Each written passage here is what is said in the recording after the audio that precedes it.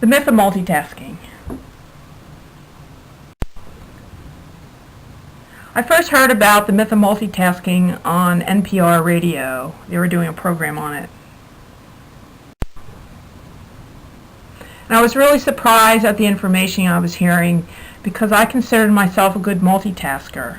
And I had included it in my cover letter for a long time, and I considered it an asset. But it has been called a mythical activity in which people believe they can perform 2 or more tasks simultaneously.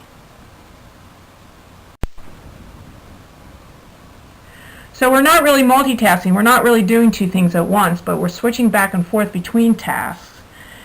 And it takes longer, and when you're switching back and forth, you can make more mistakes. So we're really not capable of doing 2 things at once. And only 2% of the people can multitask efficiently. The rest of us, we sacrifice performance and accuracy. So people who chronically multitask, when they were tested, and they often said they were good at multitasking, but they showed enormous amounts of deficits and were terrible at all cognitive tests. And they're even terrible at multitasking.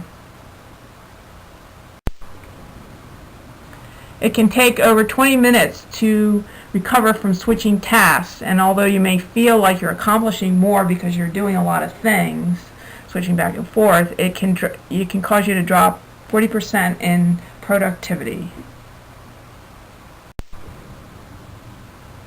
So when I began to pay attention to my work habits, I could see it was true and started to change how I worked. I tried to just do one thing at a time and try not to pile on a lot of things at once. So when I came to Philadelphia University, I decided to create a website on multitasking. I thought it was a good subject, but my instructor didn't think people would understand what I was talking about. So we kind of had a discussion about it. He was a good teacher, but a lot of people aren't aware of what a big problem this can be. And when you search for skills online, you can still find a lot of multitasking within the job descriptions. And people often say can work on multiple projects, which might still be multitasking. So during work, employees are often distracted every 10 minutes and can lose up to 2 hours a day. So companies aren't aware that this is really inefficient. And it estimated 25% of young people use 4 or more media devices at once, so there's still a lot of multitasking going on. So while working and being distracted by calls and emails, it can lower your IQ by 10 points. And students, when they learn while multitasking, they learn on a more shallow level, and they don't get their information into their long-term memory and more likely to report academic impairment. So the idea that people being on many devices actually causes a person to lose their ability to focus has been supported by more and more research. This is the part I didn't know. It can actually cause you to not be able to focus even when you're not multitasking, and you can become sort of like ADHD, not able to pay attention. So scientists are discovering that even when you stop multitasking, fractured thinking and lack of focus continue to persist.